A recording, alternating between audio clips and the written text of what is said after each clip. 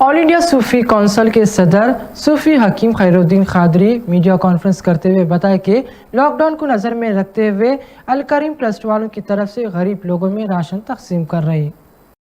انہوں نے یہ موقع پہ بتایا کہ لاک ڈاؤن ہوئے جب سے روزانہ 400 سے 500 لوگوں کو کھانا بنا کے تقسیم کر رہے ہیں اور اس کے ساتھ ترکاری بھی بانٹ رہے ہیں۔ انہوں نے یہ موقع پہ بتایا کہ آل انڈیا صوفی علماء کونسل والے اب لوگوں میں راشن کٹس کی تقسیم کا پروگرام بنائے۔ انہوں نے بتایا کہ 2 دن پہلے قریب 75 لوگوں میں راشن تقسیم کرے تھے۔ انہوں نے یہ موقع پہ اور بھی اس کی ڈیٹیل بتائے۔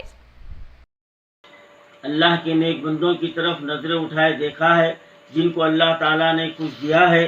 اگر ہم ایسے وقت میں اپنے بھائیوں کی مدد نہیں کریں گے تو پھر کب مدد کریں گے؟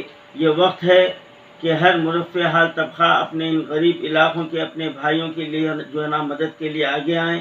تو آل انڈیا صوفی علماء کونسل اور الکریم ٹرسٹ نے اس بات کا فیصلہ کیا ہے کہ ابھی سے ہم رمضان المبارک کا جو ہے نا اہتمام کے لیے تیاری شروع کر دیں، جس کے لیے ہم نے مختلف محلوں میں ہم نے وہاں کا جو ہے نا مشاہدہ کیا اور وہاں کے جو ہے نا آدھار کارڈ وغیرہ ہم جو ہے نا جمع کرنا شروع کر دیے ہیں۔